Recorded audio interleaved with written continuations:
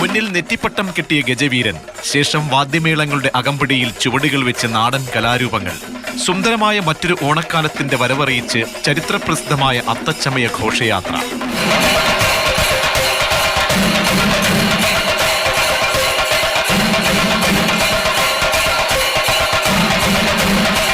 പുലികളി, തെയ്യം, തിറ, കൃഷ്ണനാട്ടം, നിശ്ചല ദൃശ്യങ്ങൾ തുടങ്ങിയവ പ്രേക്ഷക മനം നിറച്ചു.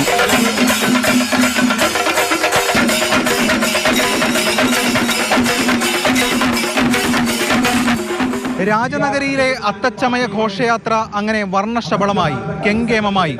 വലിയ ജനകീയ പങ്കാളിത്തമായിരുന്നു ഇക്കുറി. രാജനഗരിയിൽ വീതിക്ക് ഇരുവശവും നിന്നും ആർപ്പുവിളികളോടെ ഘോഷയാത്രയെ ജനങ്ങൾ എതിരേറ്റു. കാവടിയും പ്രച്ഛന്നവേഷവും കനകാട്ടവുമെല്ലാം ഗംഭീരമായി.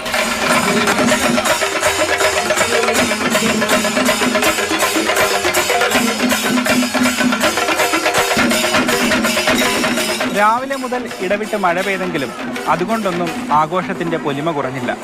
അത്രയേറെ ആവേശവും കൗതുകവും ഉണർത്തുന്നതായിരുന്നു തൃപ്പൂണിത്തുറയിലെ അത്തച്ചമയ ഘോഷയാത്ര.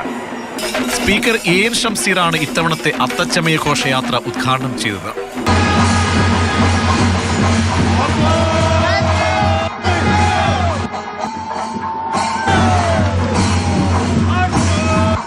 അത്തപ്പതാക ഉയർന്നതോടെ ഘോഷയാത്ര തൃപ്പൂണിത്തുറ നഗരം ചുറ്റി.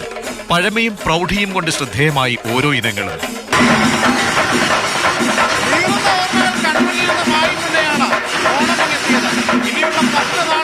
മലയാളിക്ക് അതെല്ലാം മറക്കാൻ കഴിയട്ടെ. ഓണനാളുകളുടെ നല്ല ഓർമ്മകളാകട്ടെ ഇനി അങ്ങോട്ട്. Team Mathrubhumi news.